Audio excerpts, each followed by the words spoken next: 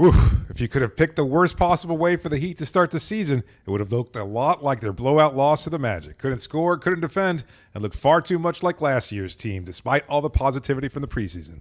We break down what went wrong in today's episode of Locked On Heat.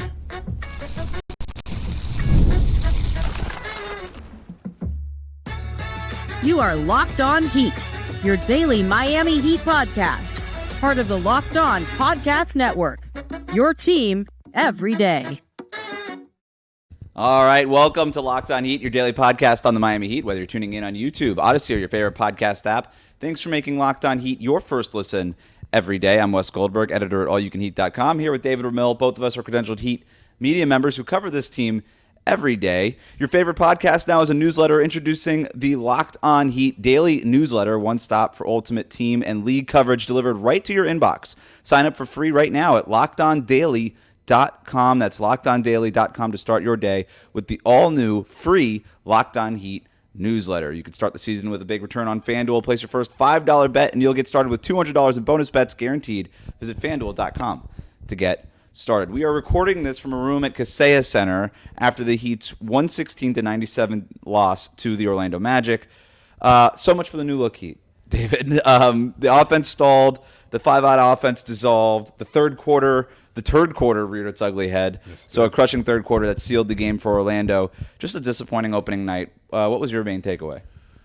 Well, you have to give Orlando credit. I think Erik Spoelstra and the guys that we spoke to after the game all referred to Orlando's defense, which had been really good last season and looks like it's going to continue being very good this year, especially with the addition of Kentavious Caldwell-Pope. They just have size at every position, physicality.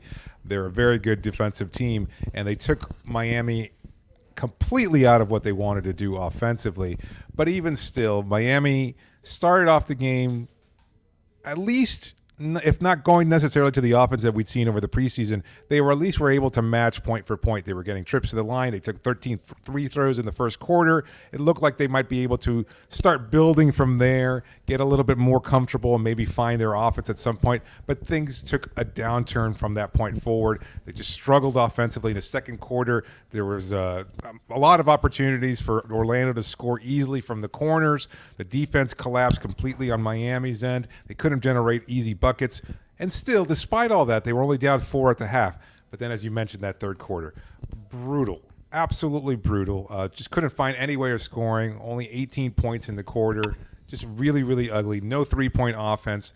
No opportunities at the rim. No movement on the ball. No off-ball movement from anybody. It was just a complete lack of everything that we had seen from them in the preseason. So I don't know if, I think players after the game were questioning whether or not it was on the defensive end or the offensive end. Tyler Hero, as you might expect, didn't have any problems necessarily with the offense because he thought they were able to generate some pretty decent looks. Erik Spoelstra said something similarly. But overall, it just looked really ugly. It looked a lot like the offense that we'd seen from the team last year. Yeah, I mean, you pretty much nailed it there, right? They go 8. They're outscored in the third quarter, 39-18. I mean, that's the game right there. Miami had 4 turnovers in the first quarter, and in the game they ended up forcing just 11, but that was because of some garbage time stuff. That doesn't count. Right, it doesn't count. And so the team in general only forced 5 steals, and this was a team that was generating 15 steals per game in the preseason. Now, 15 steals per game was always going to be this crazy high-end number. I think the league leader in steals as a team last regular season was about 9. Right. So that's still about half of what you're trying to generate if you're the Miami Heat, whose goal is probably to lead the league in steals, as we've been talking about. They didn't do that. I do think part of it was the offense just not doing what it needed to do, but I actually do agree with Erik Spoelstra and Tyler Hero and basically everybody after the game. To me, it was the defense that just didn't generate the offensive looks. I mean, this is going to be a team whose defense feeds its offense, and when you're not getting the fast break points, when you're not getting those turnovers, when you're not playing in the open court, this is not going to be, I don't think, at least right now, a very good half-court offensive team. They're installing a new 5-out offense. These guys haven't played within that offense before. And Bam and Jimmy, when they were asked about the fact that they only took 13 combined field goals between the two, and two made 13 field goals, yeah. So 2 for 13, and Bam was talking about, hey, look, we need to figure out a way to be aggressive in this new offense. This is new for everybody. And so that part to me is less surprising. To me, the more surprising thing is just how badly and by the way, all the credit in the world to the Orlando Magic, who were top 3 in defensive rating last year and look like they're well on their way to doing that again this year. That defense was suffocating. To me, the surprising part was Orlando's offense is not very good, and they had a day with Miami's defense. And this is just not what we're accustomed to seeing or used to seeing or expecting to see from the Heat. Yeah, giving up 58 points in the first half, not great, but it was the third quarter in particular. Look, I mean, I noticed a lot of tendencies there where they were able to just kind of drive an attack. They were going at Thomas Bryant, who was in place of Kevin Love, who sat out the game due to personal reasons. He wasn't available. Not that Kevin would have been far superior on the defensive end or anything like that, but they were just kind of attacking Bryant, and that forced a lot of overhelping, switching, guys trying to come in from the corners. Gary Harris had a monster third quarter where he just shot, I think it was 3 or 4 or 5 he might have gone from in that quarter in particular. And I don't know what was going on with Miami's defense, but just no communication in that third quarter. They gave up 2 wide open corner threes on back-to-back possessions. That is not something the Heat do. The Magic only made one of them, fortunately for Miami. I guess it didn't matter because they blew them out anyway. But you don't. And that's the thing that's troubling me. It's the defense was never supposed to be the concern here, and yet here we are. I don't want to bag on Bam at any point, really, but because obviously we've seen what he can do. There were multiple possessions there where he was guarding everyone, it seemed. Like he was going from one side of the floor to the other in the blink of an eye, the way only Bam can do.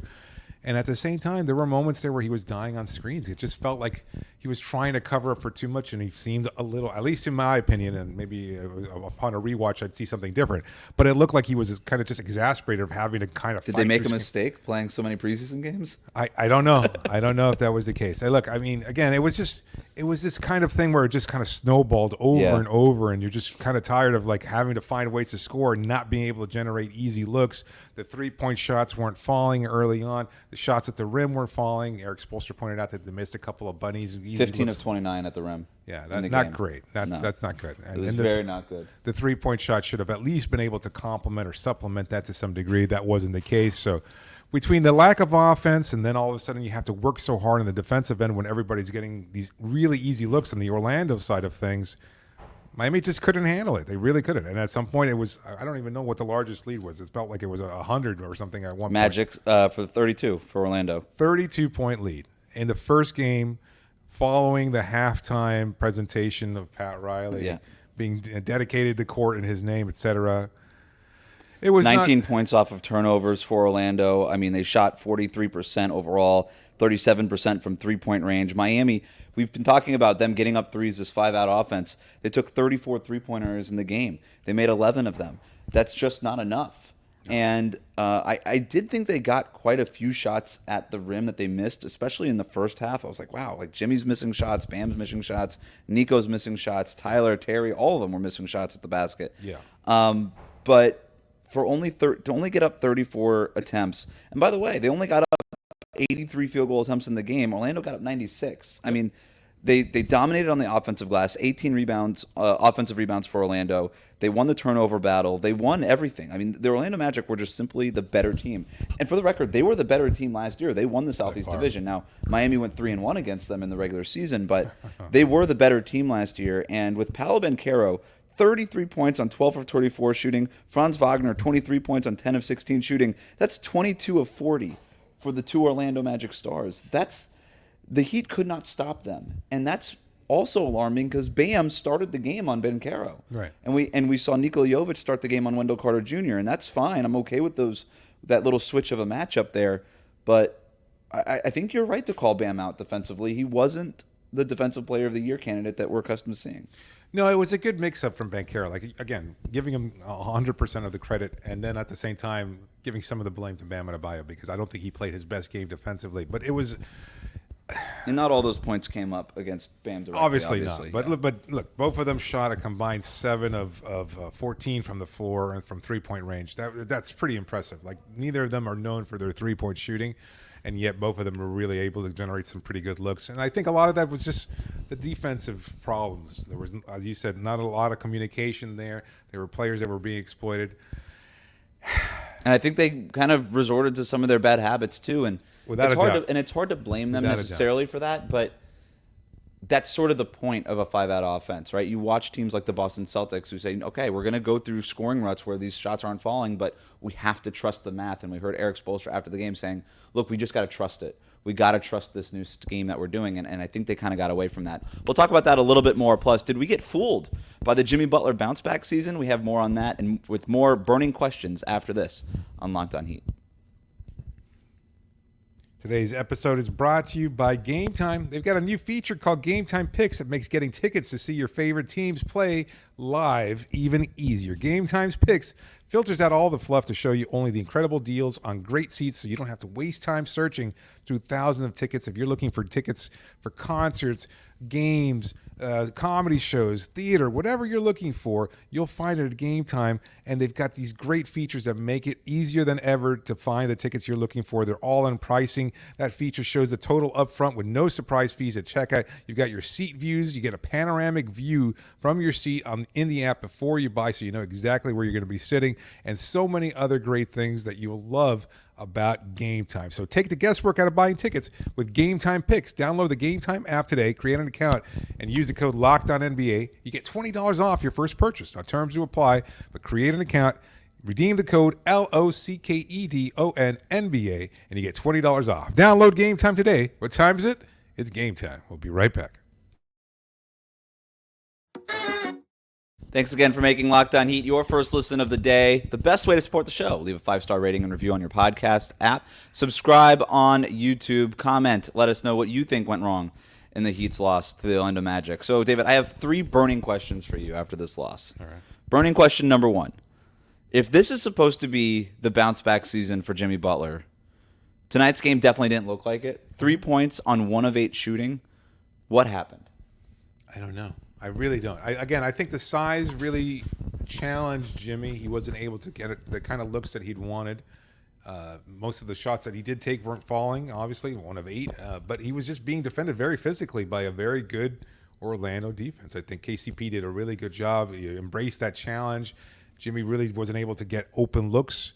A couple of those were from the perimeter, and they were mostly bailout shots at the 3-point line there. What would he go from 3-point range? Let's see, Jimmy Butler, 0 of 2 from 3-point range. Yeah, those were not great looks for him. Ones that he could make, but it was a lot like last year where you kind of dribble around, couldn't really find anything, and then you wind up finding Jimmy Butler from the perimeter, and he winds up taking these shots, and neither of them fell. Well, I'm looking at his shot chart right now. So he went 0 for 2 from 3-point range. Both of those shots were from the corner.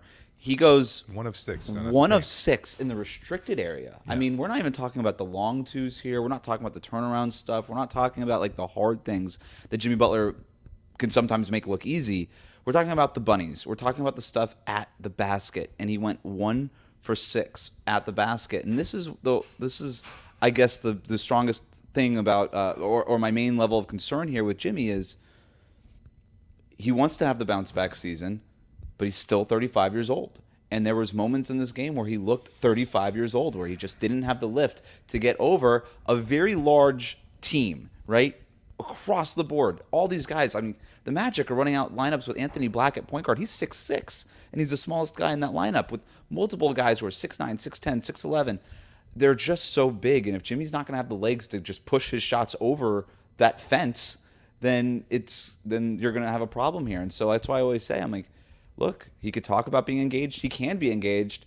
He could talk about the bounce-back season. He can want the next big contract. But at the end of the day, you're 35 years old, and players don't typically get healthier and better at this stage in their careers.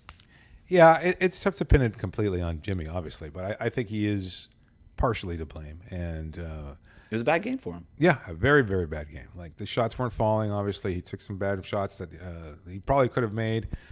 At the same time, I don't know if the age was a factor. He did have a nice dunk on a catch lob, so a caught lob. So, I mean, it wasn't like he was lacking the lift necessarily, or as you said, not the engagement or anything like that. It's just, I think he was just defended really well, and I think they really did a good job. So I don't know. It's hard to kind of equate or quantify whether or not it was Orlando's defense that took him out and made him take those kind of difficult shots, or whether or not it might just be the byproduct of age. I think we've gone down. Probably a little bit of both. I mean, and there was a point in the third quarter where Jimmy Butler is in there at the start of the second half, obviously, and you're just sort of waiting for him to take over. This is this is the reason why you have Jimmy Butler. Like, we know what Jimmy's going to do. The first half, he's going to get others involved, and he's right to do it. Right, that it has worked for him through his entire career. And then when his team needs him, he says, "Okay, I'll put it on my back and I'll take over here for 3, 4, 5 minutes in a row or whatever it might be." And it just like it never came. And that was the part that reminded me of last year. It was like, yeah, this is what it's just like, just sort of waiting on Jimmy, and then it just never happens when the moment is clearly calling for him. Now, it's just one game. I'm not trying to make a ton out of it. I'm just telling you what happened tonight, and that's what happened tonight. Second burning question. To your point, he had 5 assists. Yeah. Only played 25 minutes, though. He wasn't not able to really get that steam going, as you said. He was taken out a little bit earlier, but by that point, it was just a bad loss anyway. They weren't going to be able to make it. And just 2 free throw attempts in that game, which is different than the next player we're going to talk about. Second burning question. Why did Bam Adebayo only take 5 shots? Now, it's a little bit of a misleading shot attempt because he was 7 of 10 from the free throw line. So he took 10 free throws. He was a little bit more aggressive than the 5 field goal attempts on the box score might lead you to believe, but also just 0 for 2 from three-point range in his 25 minutes. I don't know. The more I look at this, the less worried I am. I just thought that the Magic really defended Bam well and took him out of his comfort zone where he wasn't able to get a whole lot of shots in rhythm. Yeah, only 9 points. I mean, again, it was a lot of that. The free throws, I think, as you said, kind of paints a different part of the picture in terms of what he was able to do, because he was getting some looks. But even those, like he was working really hard in the first half. He was able to get to the line pretty easily because of their size, and he was able to take advantage of that. But in terms of generating easy looks, there were some opportunities for him to let it fly from the perimeter early on, and he did not take those. He didn't do it. That was weird. Passing up shots that we would have seen him take during the preseason. So I know it's still a matter of kind of getting these habits and making them part of your offensive repertoire regularly, consistently. But he just seemed like he was, again, falling back into those all too familiar patterns from last year, passing up those shots, dribbling into the restricted area, trying to find another look there. There was one where he passed it up. He was at the top of the key. He passes it up, and he just makes a beeline for the basket, and he ends up getting fouled. And I had no problem with that. Eat up the space if it's in front of you. Right. You know, go take the easier shot. It's not just the threes; it's the shots at the rim, and that's what he did. I do think I saw from him, I saw from Tyler Hero, from Terry Rozier, everybody on the roster really, that I think Orlando's length just throws off, like, it kind of warps your perception of what the closeout is. It just seems like they're so much closer to you than you think, and so a lot of them would sort of just do a sidestep or attack a closeout when it felt like if they just caught it and shot the ball real quick, they would have had it. Right. And I think that's not new. I mean, that's what Orlando's length does. It bothers opponents. That's kind of the point of having long players, especially on the perimeter. So if we kind of extrapolate, okay, 5 field goal attempts on the box score for Bam, 10 free throw attempts. We can, do the math. It's roughly 10-ish field goal attempts. Shots on goal, I guess. Still not enough. No. Even in 25 minutes, it's still not enough. And I think that we need more from Bam and more from Jimmy just in terms of their aggression. And I'll go back to the quote. They both said they got to figure out how to be more aggressive. I don't know. It kind of felt like that was a knock on the offense that we've seen. I'm not sure exactly how to interpret that, because just 1 assist for Bam. Yeah, it was. They're trying to figure it out. Yeah, they're trying to figure it out. And then unfortunately, there were those opportunities that, like I said before, that he probably could have let it fly. Nico, there were opportunities, and look, that's my third burning question. All right, get to it. Was Nikola Jovic good or bad in this game? He was bad. There were nice plays there where he was able to get to the rim and push the pace and everything else like that. But there were also plenty of... Look, he also had a nice block. I don't know if he was accredited with it or not. Yep, you got it. Okay. At the same time, defensively, he was okay. Overall, I'd say. But the shots... He's still too much in his head, and he takes him out of it. I think so. You think from the misses? Yes. Okay, so that's the reason I'm asking the question. For number one, he was the only of the Miami Heat starters. He was a net neutral. Everybody else, Jimmy was a -30, Bam was a -30, Tyler -27, Terry a -14. But Nikola Jovic took 15 shots, tied for the team high with Terry Rozier. Yeah, he was also in the fourth quarter. It was a lot in the fourth quarter. That's fair. The reason I asked the question is just from the eye test. I was like, he's the only one. We were talking about guys like kind of hesitating with those 3-point shots. He was the only one where he caught it. When he caught it, he let it go. He let it fly. And I was like, everybody I kind of felt like needed to follow Nico's lead. Yeah. And I know he missed a lot of those shots. Yeah. But when the entire team is missing shots, I'm kind of looking at, all right, well, who's still buying in? Who's still executing the offense. And I thought of everybody on the roster, Nico was actually executing the 5-out offense better than anybody else. He had a nice rebound to a take at the basket. He had a good cut behind the defense. He was doing all the things that the 5-out offense calls for. Yeah. It just his shot wasn't always falling. But I actually think, despite the box score, and I know I'm going to get killed for this in the comments, he might have been Miami's best player today in terms of the execution of what it is that they were trying to do. I could see that point. That point makes sense. Like Maybe not the production, but you know what I mean. Yeah, no, the efficiency wasn't there, but in terms of being able to manifest what we've seen from this team during the preseason to make it a reality, it does make sense. I could see that he was still playing within the confines of what Miami was trying to do offensively. Unfortunately, it just wasn't. The shot wasn't falling, etc. But everybody else really struggled. There were moments there where Terry, Tyler, as you said, certainly Bam, Jimmy, and even to some extent Nico too, just passed up shots that I think they would have been much more comfortable taking during the preseason. And again, give Orlando credit. Their length may have, created an optical illusion, as you alluded to. Maybe there was a possibility of that. There was Wendell Carter Jr. kind of facing up Nico, and he was just like passing up the opportunity that we would have seen him let fly. And maybe that was to his betterment, considering he went one of 7 from 3-point range. So he was certainly struggling from 3-point range. This is all not on Nico. I don't know if we were giving out blame pie as we used to do. Well, can we do this? Is it more? I don't want to do blame pie, but do you think this is more a Heat loss or a Magic win?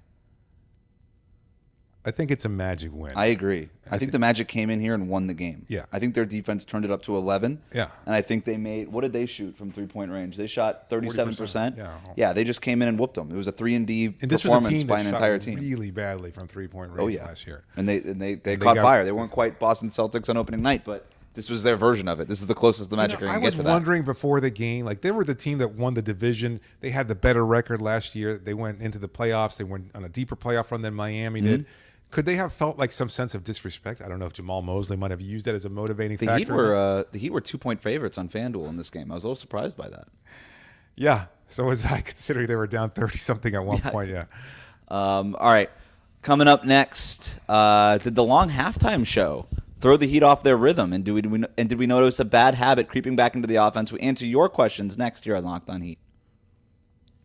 Today's episode is brought to you by Prize Picks. Prize Picks, you know what it is. You can pick more or less than on at least 2 players with a shot to win up to 100 times your cash. You can run your game all season long on Prize Picks. They've got over 10 million members and billions of dollars in awarded winnings. You could be next. You can win up to 100 times your money with as little as 4 correct picks. It's the best way to get at the action on sports in over 30 states, including California, Florida, Georgia, and Texas. And Prize Picks puts its members first, so all withdrawals are fast, safe, and secure. When your picks hit, you can get your money in as quick as 15 minutes. So sign up today and get $50 instantly when you play $5. You don't even need to win to receive the $50 bonus. It's guaranteed. And Prize Picks also offers weekly promotions that can lead to big payouts like Taco Tuesday. Each Tuesday, Prize Picks discounts select player projections up to 25% to provide even more value to your lineups. Download the app today and use the code LOCKEDONNBA to get $50 instantly after you play your first $5. That's right. Download the app today, use the code LOCKEDONNBA, and get $50 off instantly. $50 instantly after you play your first $5 loan. Again, for making Locked On Heat your first listen every day. The best way to support the show is to like and subscribe on YouTube. Also follow us on your favorite podcast app. We're going to get to some of your listener questions here. All of these questions are from our Locked On Heat insiders. If you want to join the Locked On Insider community, you can find the link for that in the YouTube description and in your podcast show notes. This first question comes from our friend Malachi, who writes in, was halftime a mental distraction for the team to start the third quarter? So this is a close game. I think it was a 4-point game at halftime. It was. And then we have the long halftime ceremony to honor Pat Riley. His signature, the Pat Riley court was unveiled at halftime. It was this beautiful ceremony. He spoke. Alonzo Mourning spoke. It was all presented by Eric Reed, who did a terrific job, as he always does. Pat Riley got a little emotional. It also went about half an hour. And so I think it's a fair question because of how poorly the Heat executed in that third quarter specifically. It was a very different looking team between the first half and the second half. In the first half, they were actually, the offense was on a rhythm. They were forcing a certain amount of turnovers, even though you would have liked to see more. I think Orlando obviously outplayed them, but it wasn't to that dramatic effect of having opened up a 32-point lead. What do you think? I'd make that argument, and I was talking to you about it before when we started recording. It seems like every time they have one of these events, they wind up losing the affair, whether it's Udonis Haslam's retirement, Dwayne Wade's retirement, something along those lines. It always seems like they wind up losing. The counter to that is, well, Orlando scored 39 goddamn points in the third quarter, so they look pretty sharp despite the half-an-hour layup. Right. So, I mean, I don't know that...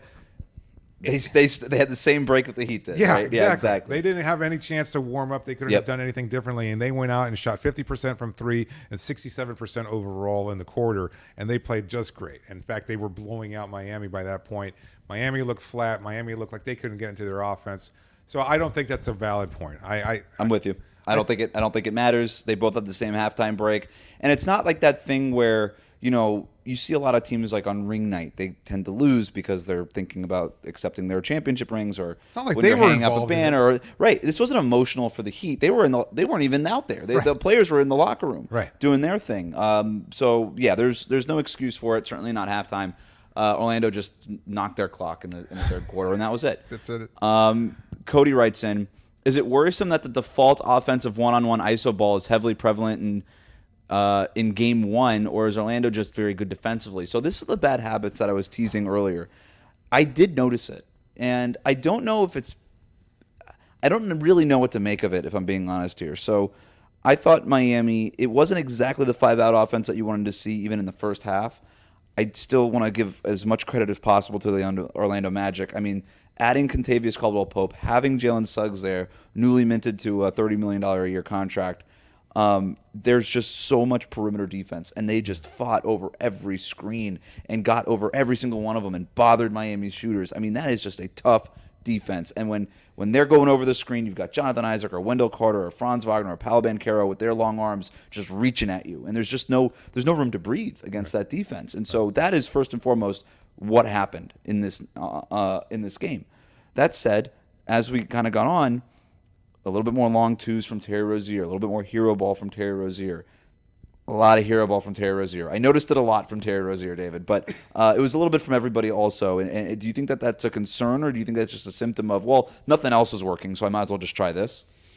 I'd have to say it's a little bit of both. I think, again, giving credit to Orlando, because even early on, though, I saw from Terry, he was able to get to the rim against Suggs early on in the game, and maybe he thought he was something that he could continue to do throughout the rest of the game, but eventually Suggs kind of figured out the timing. He was able to use his physicality very well. Wound up doing a really good job of locking up Terry and keeping him from his spots. And, Terry, being who he is, was going to be aggressive and trying to get his shots, and he was trying to find those opportunities, but it was a lot of, I'll dribble, and then take that step back three, kind of sidestep three, being able, or maybe even sidestep long two in some cases, because he thought that was really the only way for him to get that kind of open space in order for him to let it fly. And unfortunately, it just wasn't a very effective form of offense. So those are his tendencies. I think given Orlando's overall length defensively, they didn't allow a lot of easy looks or passes, and there wasn't a great deal of off-ball movement given how well they were defending. I would have liked to see more of the one-on-one stuff from Jimmy. I mean, I understand Terry and Tyler trying to do it, but like we just described, like that's the hardest matchup they're going to face is against Orlando's perimeter defense. Like Jimmy Butler is a superstar. I know that Franz Wagner is a good defender. I know Paolo Banchero is getting to be a good defender and presents a lot of size, and that there's a lot of guys that they could throw at MKCP, all these things. Yeah. But if Jimmy's going to be Jimmy, I feel like we should have just seen it more from him than anything else. Yeah, it was strange. There were plays there where I think Jimmy would attack from the perimeter and they would get into the paint, and it was the same issues we saw last year. It was clogged. Nico was there hanging in there. Bam was there. It was like, what happened to the idea of you guys kind of flaring out, being those catch and shoot opportunities? They weren't really there. And I don't know if it was just an overly simplistic, oh, well, you know what, we're trying to find our attack space. We're trying to find some room to kind of get easier looks at the rim. That didn't matter. The shots at the rim weren't falling either because of Orlando's overall length. So I might as well let it fly from the perimeter and hope you get lucky in that sense because... Yeah, take more 33-footers before they have a chance. I'm okay with it. Pull up from 33 feet. Do you know how many three-pointers that Orlando took? This is off topic, but I just saw it on the box score. 40-something? 49. Yeah. They gave it 49. I don't know how many of those are in garbage time versus like real time, but they were getting their shots too. It's still, again, it goes back to Miami's lack of defense and Orlando's great defense. Last one here comes from another one of our Locked On Heat insiders. What do you guys think of Jaime Jaquez's playmaking? When he dribbles, he looks like he puts his head down, doesn't see the court very well. He bull rushes into the paint every time, and when he's covered and doesn't have a good shot, he just throws it up or turns completely around and passes it to a player behind him. It just seems very inefficient. What are your thoughts? Yeah, it's been a problem for him. I haven't noticed necessarily that tendency to put his head down, but I think he's looking to score more than anything else. Playmaking is a part of his game, but it's not necessarily the most developed part. I think he was also trying to find ways to generate offense early on, and it was tough to do so given, again, Orlando's overall length and size. But I think he had a full head of steam trying to find ways to score, especially when Miami was falling into such a large deficit, and he was trying to not play hero ball necessarily, but Trying to make something happen. Trying to make something happen, exactly. And unfortunately, he wasn't really able to do something or make anything happen. Neither was anybody else. So he had 13 points on 4 of 9 shooting, 2 of 2 from three-point range, 3 of 5 from the free throw line, had 3 assists and 2 turnovers. And there were a couple instances, and I think this is where the question is coming from, where he did just drive directly, like he took his pickup truck and just ran it off the road right into a forest, right into just 2 trees right off the road. And I'm like, what is this guy doing? And he did put his head down, and he went in there. I don't know if he's trying to draw the foul or whatever, and the ball just sort of pops out of Orlando's defense, and you're like the tire popped off of the truck. And I'm just like, what's going on? So there was one instance of that. Jaime needs to get to be a better playmaker. That's what's going to take his game to the next level, in addition to the 3-point shooting that we talked about earlier this week. Fortunately for him, the shots those shots did fall too. They did. From 3-point. Yeah, he a couple of miracle ones though. They weren't even good looks. Like he had this both of them were bailout threes. So maybe that's what he has to do, is just be under duress, and then he makes it less pressure. But yeah, not a great game for Jaime necessarily, but also wasn't the worst game from him. Wasn't really a good game for anybody. I mean, the high scorer for the night was Terry Rozier, who scored 19 points on 15 shots. So just an overall disappointing effort from the Heat's offense and their defense, and they're gonna have to watch the film from this, but man, they're gonna be very happy when the next defense they play isn't the Orlando Magic. Yeah, that's always exactly what I was going to say. When you're rolling out a new offense and you're coming off the positive vibes and everything else like that, this is a tough test for them, and it certainly proved to be more than they could handle. Maybe had it been, I don't know, the Washington Wizards, you could have gone in there, and maybe that would have been fool's gold. Or the Atlanta Hawks, or the San Antonio Spurs, or Charlotte, or what are the other teams that they played in the preseason? That they Memphis Grizzlies. Yeah, Grizzlies, yeah. This Magic defense was a little too much. Knuckles, man. I mean, I'm very impressed with the Orlando Magic coming off of this win. But the Heat, they're going to have to hope that they look a lot better in the next game. That'll do it for us today. Thanks for making Locked On Heat your first listen every day. Like, comment, and subscribe on YouTube. Follow us on your favorite podcast app. A reminder that your favorite podcast now is a newsletter introducing the Locked On Heat daily newsletter, one stop for ultimate team and league coverage delivered right to your inbox. Sign up for free right now at LockedOnDaily.com. That's LockedOnDaily.com, and start your day with the new free Locked On Heat newsletter.